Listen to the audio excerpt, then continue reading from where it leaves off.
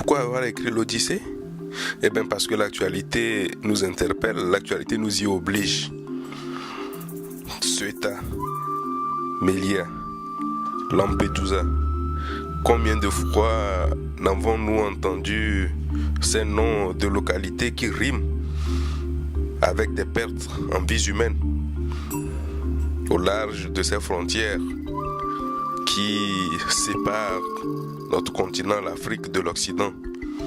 Il ne s'agit pas seulement de l'Afrique, naturellement, parce que quand nous parlons du phénomène migratoire, surtout de la migration clandestine, puisque c'est ce dont il s'agit, cela ne se limite pas uniquement à l'Afrique. Les migrants clandestins viennent également de plusieurs pays de l'Europe, du Moyen-Orient, que nous connaissons. L'actualité, en fait, nous obligeait en quelque sorte à tirer la sonnette d'alarme à la suite de beaucoup d'écrits, de beaucoup de récits, de beaucoup de réflexions qui ont été données sur le phénomène. Eh bien, je pense que mon ouvrage tire sa particularité de la nature du récit qu'il présente. Le titre en lui-même est évocateur, l'Odyssée ou le journal d'un migrant.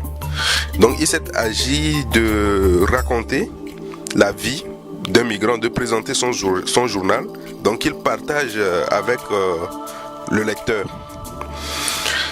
Nous avons pris exemple sur un jeune africain qui quitte son pays en Afrique de l'Ouest et avec pour ambition de rejoindre l'Europe. Seulement, il a décidé, pour mener à bien sa quête, de partir par des voies peu orthodoxes. Des voies peu orthodoxes, et là vous comprenez que je veux parler de la migration clandestine. L'ouvrage présente les différentes étapes d'une migration clandestine. Les différentes étapes que nos frères africains suivent la plupart du temps dans leur aventure vers l'Europe. L'ouvrage a également pour ambition de nous faire prendre conscience de tous les dangers qui entourent donc cette aventure-là. Parce que vous le savez aussi bien que moi, l'aventure n'est pas sans danger. Il ne s'agit pas pour moi de nier les bienfaits de la migration, loin de là. Mais l'objectif pour moi en écrivant cet ouvrage, c'est d'amener les jeunes à prendre conscience de certains faits qu'ils ignorent la plupart du temps et qui les bercent dans l'illusion d'un Eldorado européen.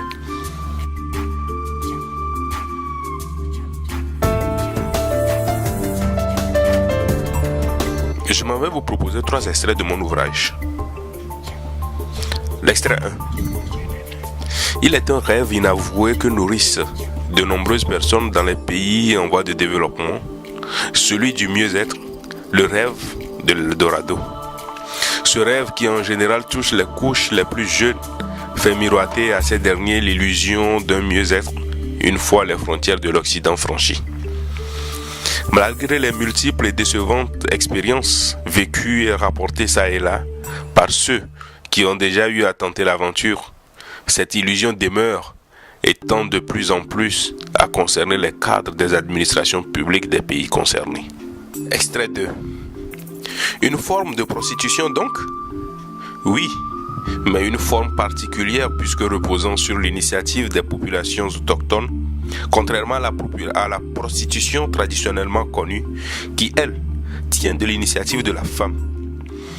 Je ne dis pas que les femmes migrantes ne versent pas dans celle-ci. Dieu sait combien elles sont nombreuses.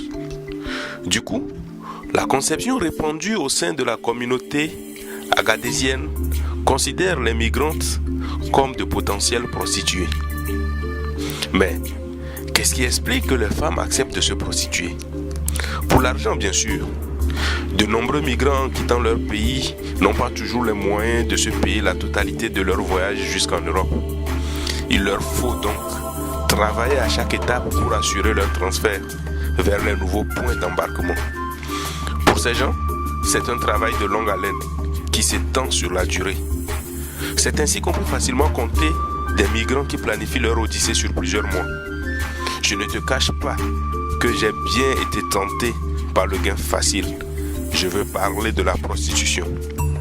Au départ de Cotonou, j'avais, selon les estimations de mon contact sur place, le strict nécessaire pour la traversée jusqu'aux portes de l'Europe.